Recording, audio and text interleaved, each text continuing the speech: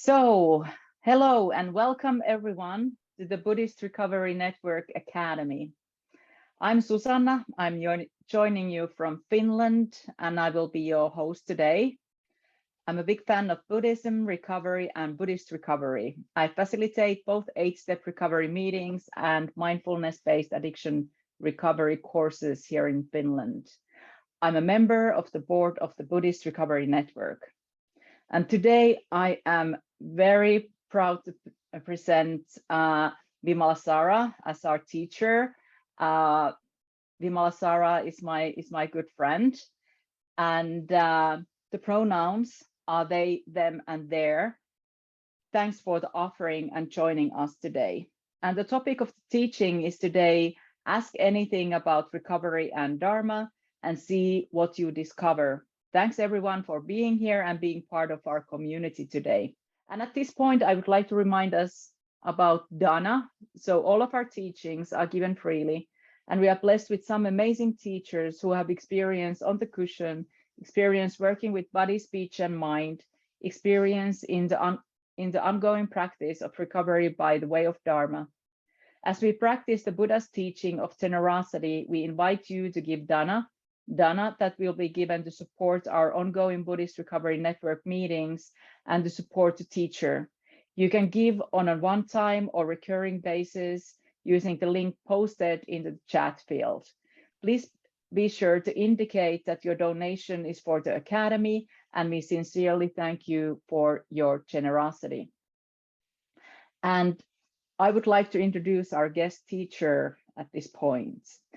The award-winning author of 10 books, Valerie Vimalasara Mason-Chan, is the co-founder of Mindfulness-Based Addiction Recovery, MBAR, a secular recovery 8-week program, and the co-author and co-founder of 8-Step Recovery using the Buddha's teachings to overcome addiction. They were the co-founder of Healing and Insight, a teaching faculty embracing Buddhist recovery in all its guises. They are now responsible for programming Buddhist recovery retreats at the Menla Retreat Center in upstate New York. Chair of Vancouver Buddhist Center, they are a senior member of the Triratna Buddhist Order and tour internationally as a public speaker and trainer in the field of addictions and emotional trauma.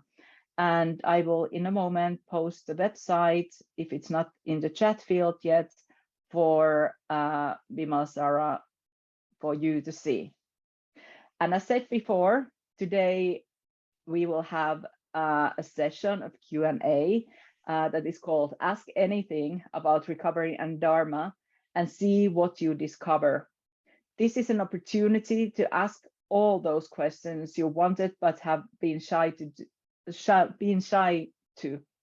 You will have the opportunity to ask your questions anonymously too, if this helps. Vimalasara will give a short meditation and a Dharma talk based on questions from the listeners. Curiosity is an important element of recovery.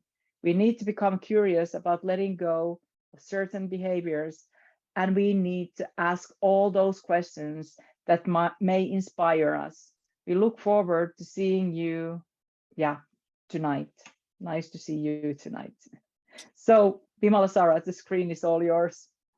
Thank you, Susanna, and I can see the screen. I still got my breakfast on my mouth there. Okay, I'm a human being. Lovely to see you. It's really great to be here with you. As some of you know, I used to be the president of the Buddhist Recovery Network and handed that over to Sila Siri, who is now the president of the Buddhist Recovery Network. And so I've had a time away and, great to be here and to be supporting this important portal, the Buddhist Recovery Network. It's very close to my heart. So let's begin with a meditation. We're going to begin with a short meditation on love. Just really, I think somebody, if you, Suzanne, find out whose microphone is on, So we are going to do a meditation based on love.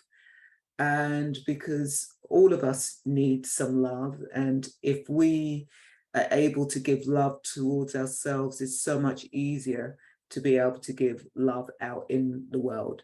So it's a mixture of metta and then playing with the acronym love. So just we've heard a lot in this past 7 minutes, a lot of talk. So let's just let that go and just really see if you can really drop into your body.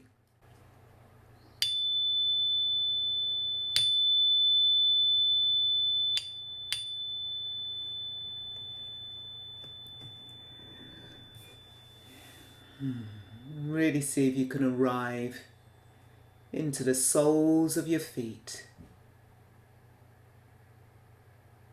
And we're going to really see if we can work at cultivating some love towards ourselves. So just notice when I say the word love, what happens to the body. So before we really begin to give love towards ourselves, I'm going to just do a mantra just to help regulate our central nervous system. So as I do the mantra, just notice the vibration on your body and just really allow it to relax you. And this mantra, all this mantra is saying is, may you be happy, may you be well, may you be free from all suffering. That's all what it's saying. So I would do it in Pali and then I'll do it in English. Sabe sata sukhi hontu, sabe sata sukhi hontu, sabe sata sukhi hontu, sabe sata sukhi hontu. May you be happy, may you be well, may you be free from suffering. May you be happy, may you be well, may you be free from suffering. May you be happy, may you be well, may you be free from suffering. Sabe sata sukhi hontu, sabe sata sukhi hontu, sabe sata sukhi hontu, sabe sata sukhi hontu, sabe sata sukhi hontu, sabe sata sukhi hontu. May you be happy, may you be well, may you be free from the roots and the sources of suffering. May you be at peace. Love, love, love, love, love, love. L.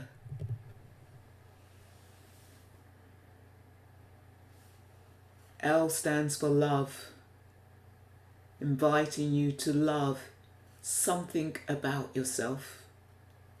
It could be the color of your skin, it could be your race, it could be your hair, it could be the sound of your voice.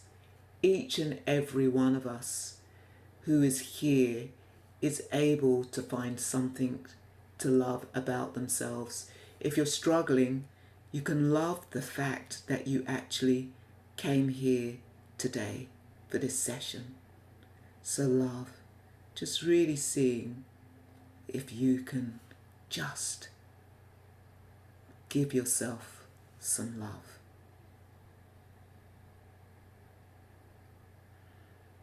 Love.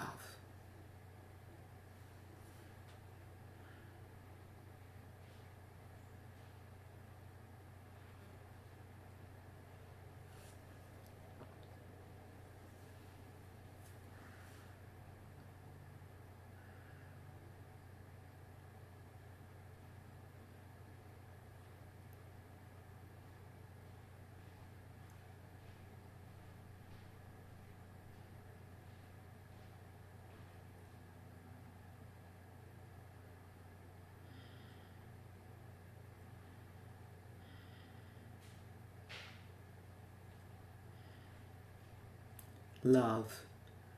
Just really taking a moment to love something about yourself.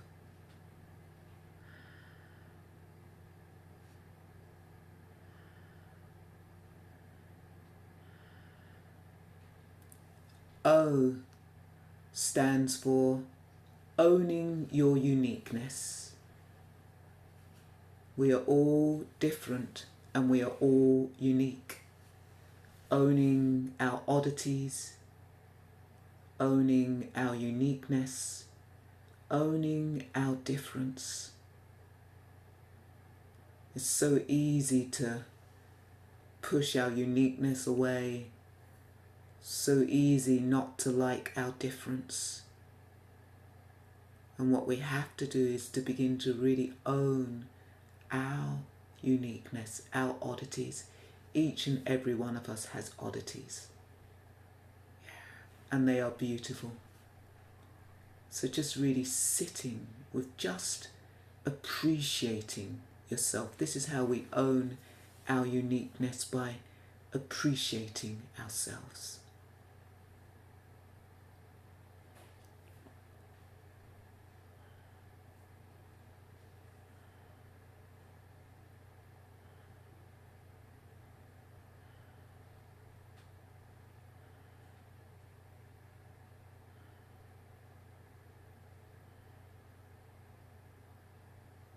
And again, if you're finding it hard to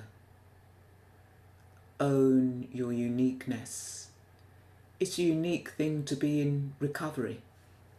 Not everyone is in recovery. The whole world would be very different if we were all in recovery. It's unique to be in recovery. So just really owning that part of your uniqueness if you're unable to appreciate something about yourself. Love, love, love, love, love. Really allow the word love to vibrate in your heart, to vibrate in your mind, to vibrate in your body. Love. Owning your uniqueness, loving your uniqueness.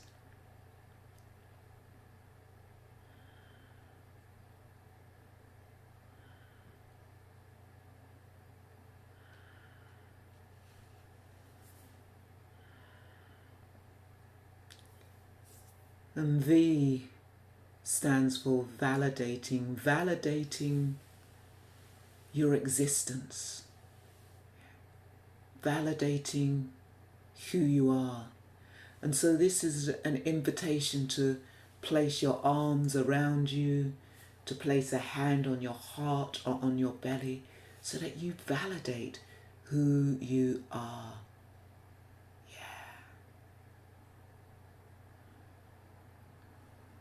And really vision who also you can become from this place, but just validating who you are, your existence, validating your gender, no matter whatever your gender is, validating your sexuality, no matter whatever it is, validating your race, your culture. All of these are unique aspects. So just placing the arms around you, holding yourself with love.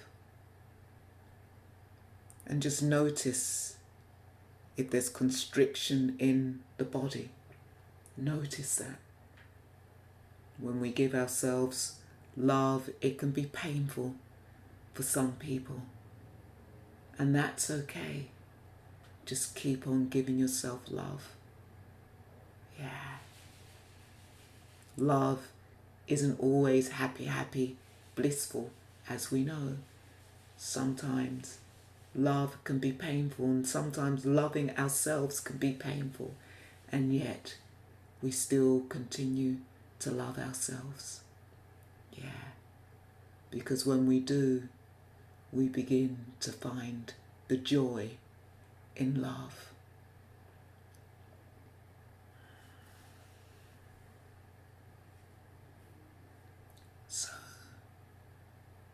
validating all of you. I have a big screen of being able to hold 49 people on one screen, so I'm now looking at each and every one of you, validating each and every one of you. Yes, yes.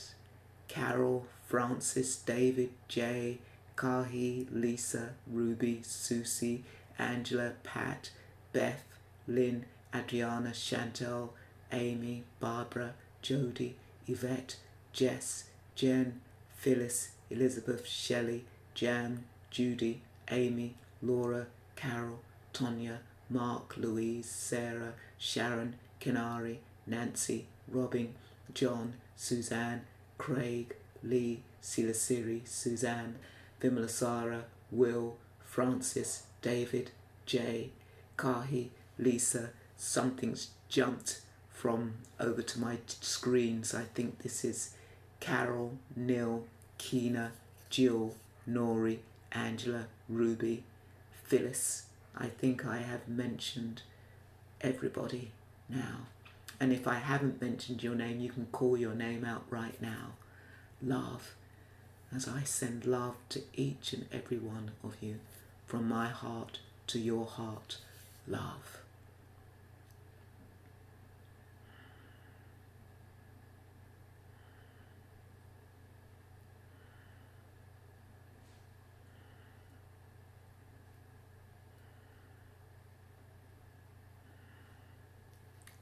And E stands for elimination, eliminating all that negative self-talk.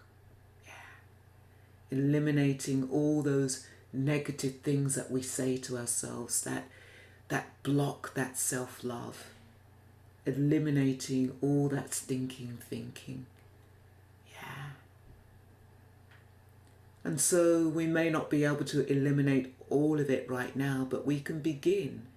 We start where we're at, and we can begin to eliminate just a piece of it, yeah, bit by bit.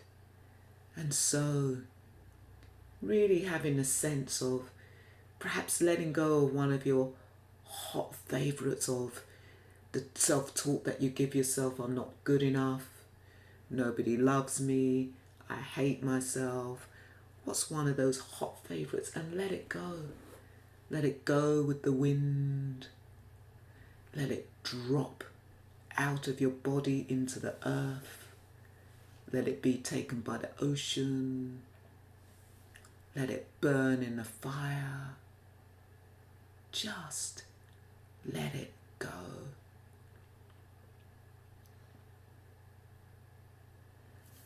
Yeah. Just letting some of that negative self-talk go, so that we can really experience some love.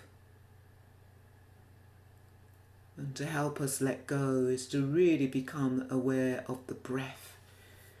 Allow the breath to sweep the body, to sweep the body, to sweep it, to empty it of some of that self-negative talk that we have, so that there is room for love. Love, love, love. And maybe some of you can actually say the word love out aloud, or say it to yourself. If you're able to say it out aloud, then please do, and feel the word love drop into your body, as if the word love is a pebble dropping into the body and vibrating and rippling into the energy of your body. You know, if we drop a pebble into water, it creates ripples, and our body is 90 to 95% water. So drop the word love into your body and allow it to ripple, to reverberate. Love, love, Love, love, love, love, love, love. Yeah, let's hear some more voices. Love, love, Turn on your microphone and let's hear some of you say love.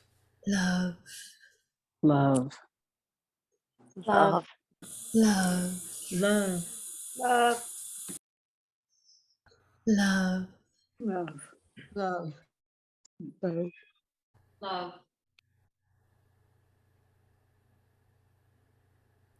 Sabe sata sukhi hontu. Sabe sata sukhi hontu. Sabe sata sukhi hontu. Sabe sata sukhi hontu. Sabe sata sukhi hontu. Sabe sata sukhi hontu. May all beings be happy. May all beings be well. May all beings be free from suffering. May all beings be happy. May all beings be well. May all beings be free from suffering. May all beings be happy. May all beings be well. May all beings be free from suffering.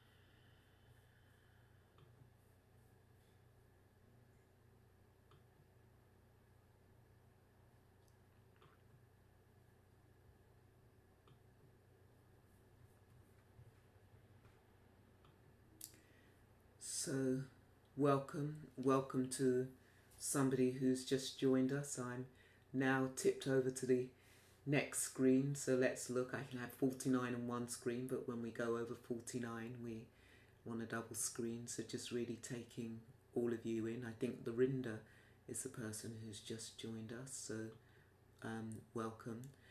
I'm going to put a link in the chat, okay? And it's an invitation to click onto this link, and this is what you will come through to. So let me just share the screen, and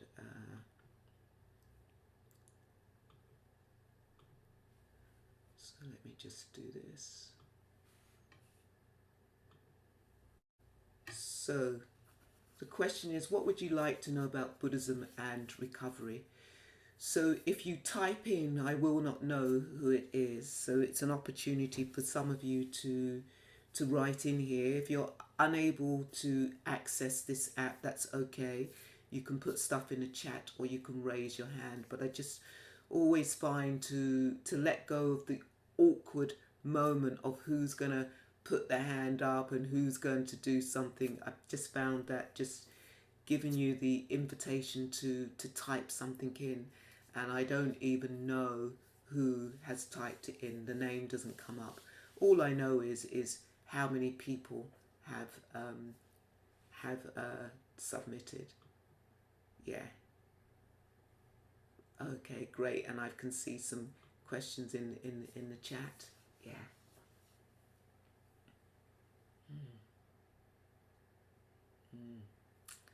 Yeah, so all the free questions and the questions in the chat. Yeah.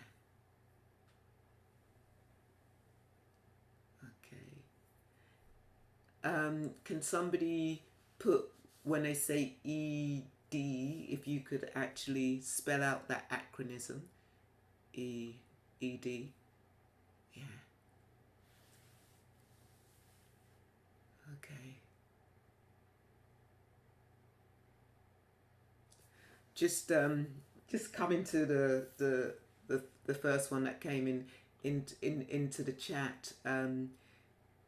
Can Buddhist monks marry? Yes, it's a very interesting question, because we can assume sometimes that when we see people in robes, that they are celibate and that they are unable to marry. And in the Zen tradition, in the Zen tradition, lay people do have robes, and they are seen as monks, and they are able to marry in certain Zen traditions. So traditionally, monks do have to be celibate. It is, and it's an interesting one, actually. I would say I have a friend who's part of the Siddhi Yoga tradition, and she told me this really beautiful story of when Muktananda was passing over the leadership. He had passed it over to a brother and sister, and the sister had been completely celibate, and the brother hadn't. And actually, what happened was that the brother messed up, and so it was just so easy to pass the leadership on to the person who had been celibate and who had no past history of sexual relationships. And if we think about it, is sexual relationships can be so messy, can't they? Any of us who have been in sexual relationships will know how messy and how unskillful sometimes we can be in sexual relationships. And so sometimes I really think one of the reasons why we want our spiritual teachers to be celibate 24/7 is to take some of that messiness out of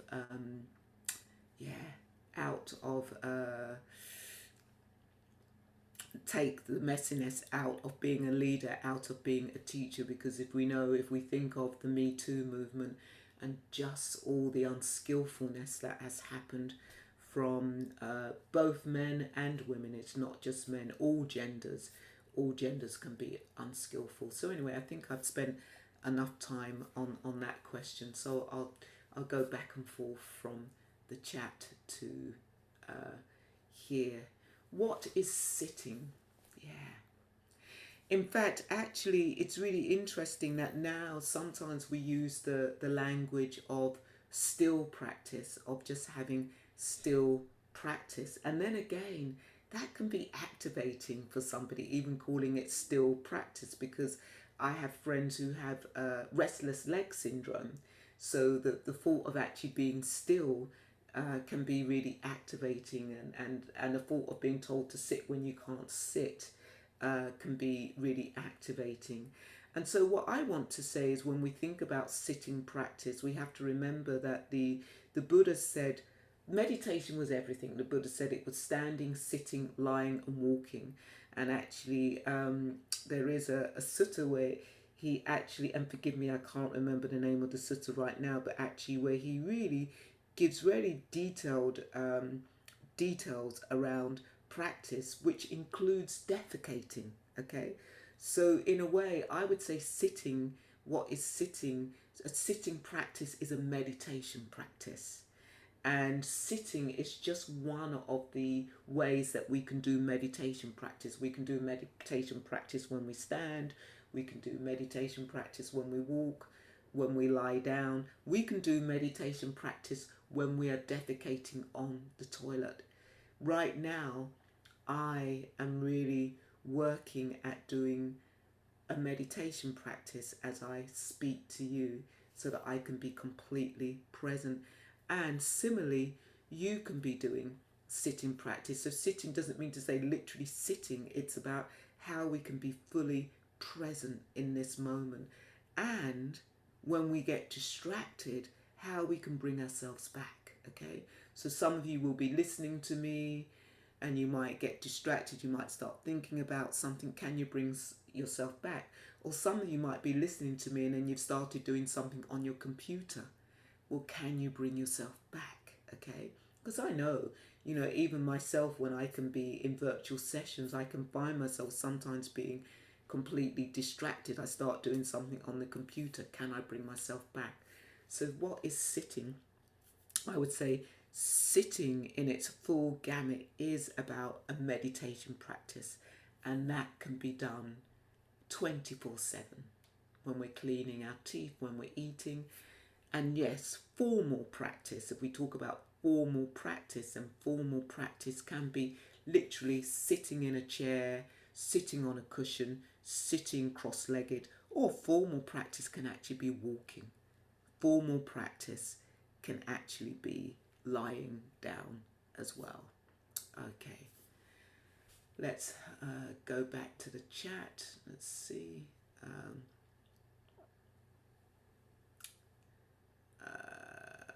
Okay. How can it help me? I'm not sure what that question is referring to, so I'm going to go to the next one. Is there a Buddhist version of Al-Anon for friends, families of people with addictions? I corrected, I don't like to think of us as addicts, that labels, but people with addictions. That is a really great question, and I think I'm part of the advisory committee now for the Buddhist Recovery Network, and I think actually this is something that we could create a meeting for an Al-Anon version for friends and families of addictions. And I know that Buddhist Recovery Network is really working on a project for safer sanghas, which includes families.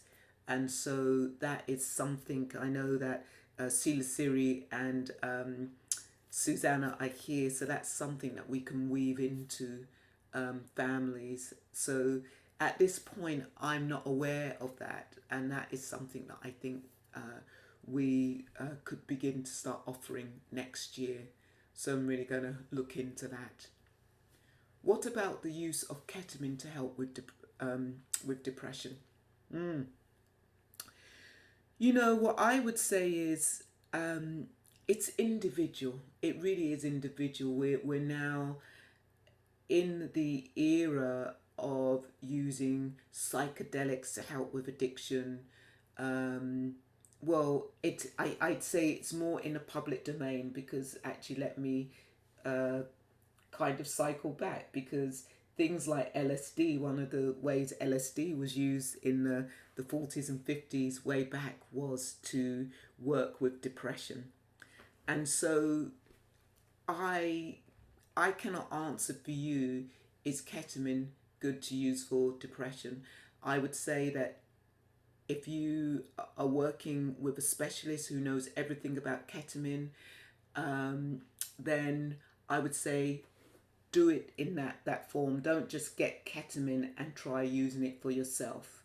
Actually go with somebody who works with medicine, who can talk you through and support you with it. And also, if you do choose to go the medicine way, it's always great to actually have a therapist as well to talk about what's happening. So that's my answer to using ketamine. Let me go back to here. Hold on. What is the role of self-compassion in recovery? Oh, well, I really don't believe that we can have full recovery without self-compassion.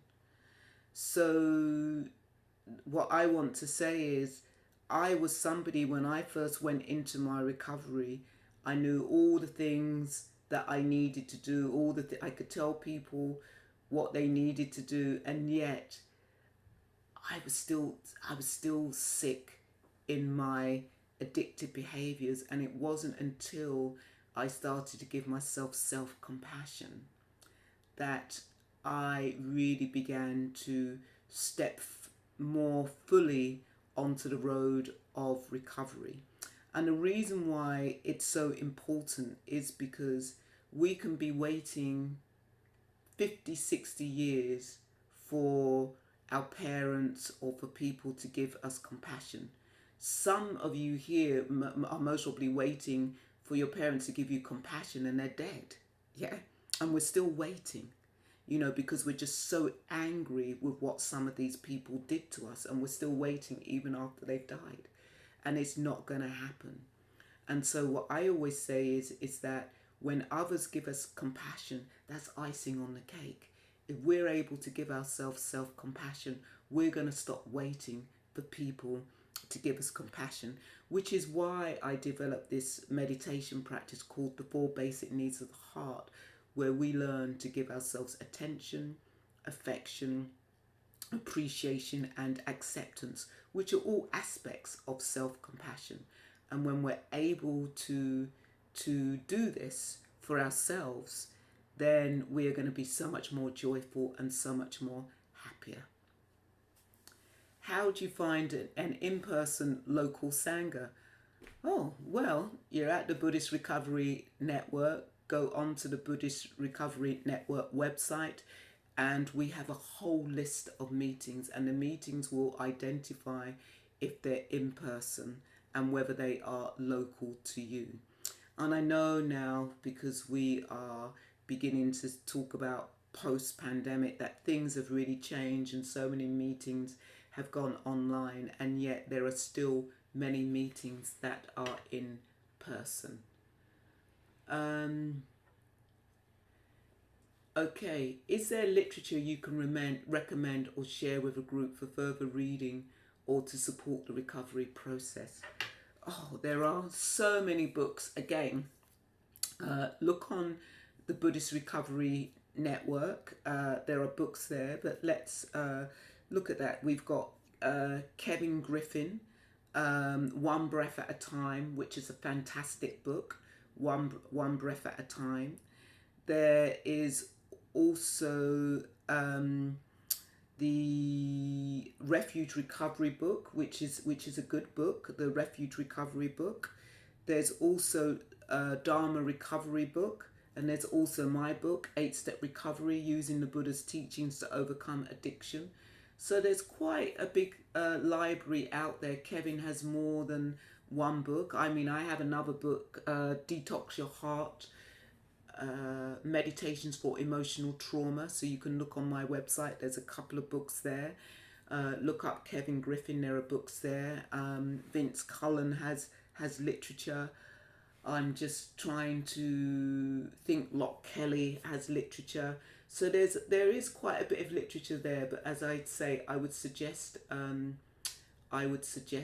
looking on the Buddhist Recovery Network website. How to overcome hopelessness. Yeah. I just, when I read that, I just really feel that. And I just want to say that to actually write that question into this chat means that there is an aspect of hope that you have. There's a hope that you will find the answer of how to end hopelessness.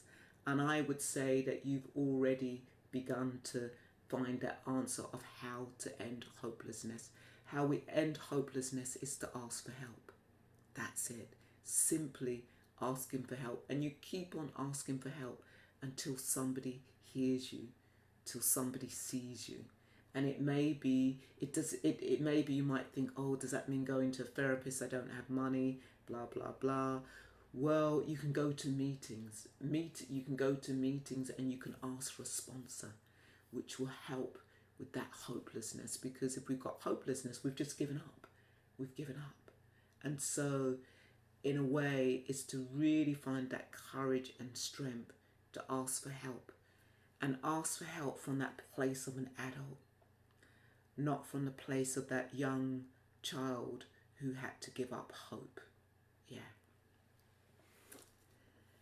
Is true recovery from, I thank you, I think ED is eating disorders. Interestingly, I didn't know what the acronym is, and I say interestingly because disordered eating is one of the things that I've had to, and I would say battle with at times. Is true recovery from an eating disorder possible? I suppose firstly, what would one say is true recovery? Yeah, I would say that it's possible to have recovery from an eating disorder or disordered eating. I have recovery from disordered eating. I was once diagnosed as an extreme anorectic bulimic. I do not have those behaviours, those extreme behaviours of anorectic bulimic, and so therefore I'm in recovery. I think the issue is that we're often wanting perfection, okay? And I have to myself, I can think I'm often wanting perfection, and so still there might be, oh, I ate something that I wasn't going to eat, and I could think, oh, that's not recovery. And the reality is, the recovery is, I can stop. And it's not like it's not like that the food that necessarily is bad. You know, if I had chocolate, it's not the fact that it's bad. The fact is I may continue and continue and then throw up. Okay.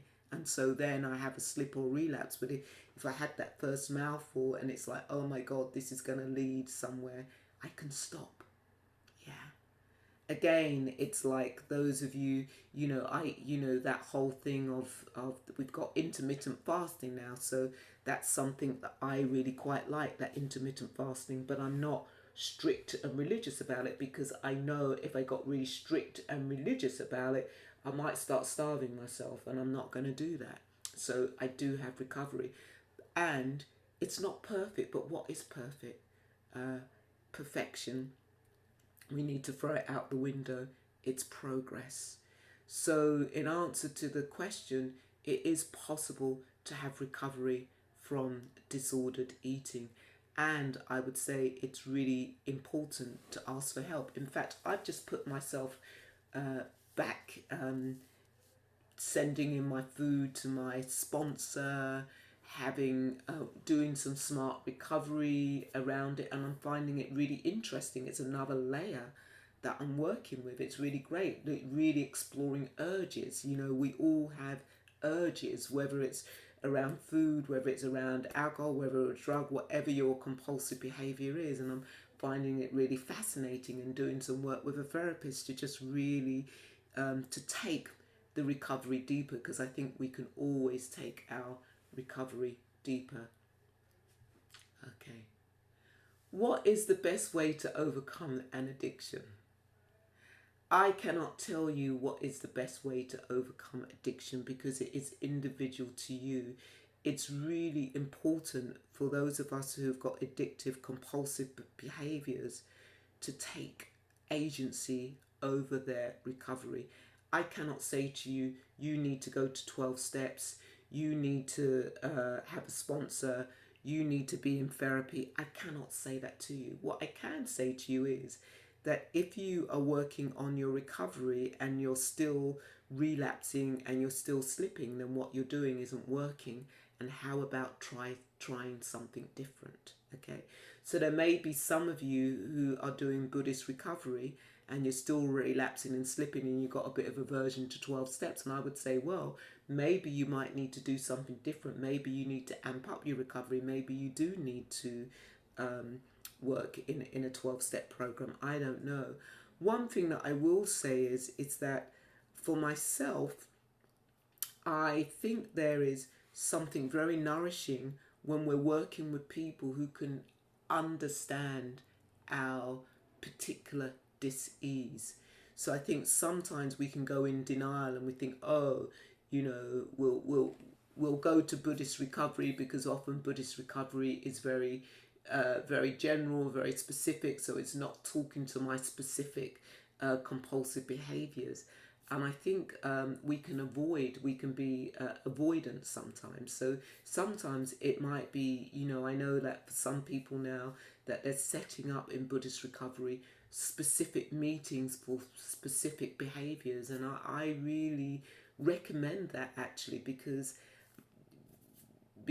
there are certain nuances to the particular compulsive behaviour that we have, and which, if somebody came to me about let's say porn, okay, I know, because of some of the training that I've done, I know that there are certain things that to support the person who has a porn addictive behaviour. And I know that somebody who's got strong recovery around porn will be able to more than likely take that deeper because they really understand that behavior. Just like if somebody comes to me around disordered eating, I'm going to really have an understanding of that. Or if somebody comes to me around, taking drugs or alcohol, I'm going to have an understanding of that because I have a lived experience. So that's enough on that question. Let's see. Let's go. Vimalasara, are you aware of the time? Yeah, okay. Yeah. Thank you. Last question. Thank you for that. Oh, there was so. I'm going to keep these questions. And when I come back next time, because I know I'm due to be back, Susanna can tell you. Let me stop the share. Let me look at you. In December. Yeah. So I'm going to keep these questions. I'll keep a record. So I will answer some of those questions then. So rather than trying to do another question here, there's a lot here. I just want to say thank you for being here with me today. And what I want to say to you is that I got my recovery in the rooms of meditation. I got my recovery through the Buddhist teachings. Yeah, that's where I got my recovery. And so it is possible to get your recovery in the rooms of Buddhism and meditations. And I did have a therapist as well, and I think that's really important. It was a Buddhist therapist that I was actually working with. Yeah. So I just really want to say that it is possible. And what I want to say is don't give up, because I was once a chronic relapser. I was relapsing all the time. Yeah. Don't give up. And here I am now. Okay. And the thing, coming back to one of those questions, the thing that I had to do was to give myself self-compassion. Every time I relapse, instead of beating myself up, here I go again, I suck, I can't even get it together, I had to literally hold myself and just say, you poor thing, and it's okay, and you can do something different. And that was the simple words that got me well, that got me better. So I look forward to seeing some of you or all of you in December. I have to go. Somebody cancelled, and so I jumped in to hold the space today. And, doing this supports my recovery, because my recovery is can I walk my talk? Yeah. Can I walk my talk? So. Thank you, Vimalasara. Thank you. Thank you for your love and your experience and coming here. And in December, I'm glad that you're going to be back to answer the questions. So thanks for the inspiring time we had with you. Can you save the questions in the chat as well? Hopefully, yes. Okay. We do our best. Yes. All right. Thank you. Thank you. Bye. Bye-bye. So I would just like to share I'm sorry. Sorry, Suzanne. I thought you were leaving too. No. I'm not leaving yet. So. So I would like to say a few words about the Dana. Your generosity can help to strengthen the recovery community and to grow the academy, and can be a practical expression of gratitude and metta. We invite you to practice generosity and to give Dana in support of these teachings, to be shared with our teacher and with the Buddhist Recovery Network. And there will be a link in the chat that will take you to the BRN website, and please indicate that your gift is to the Academy. And our next Academy event is on Sunday, November the 6th, with Silasiri, and Vimalasara will be back on the 3rd of December. And we will have a bunch of links for you, and also the acronym for the meditation. Somebody was asking it in the chat.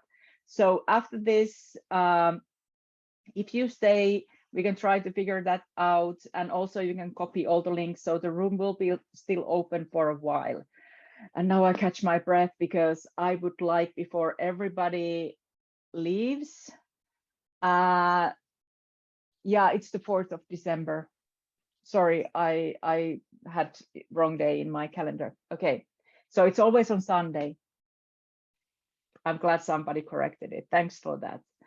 So thank you for joining us today, and may the merit gain benefit all living beings.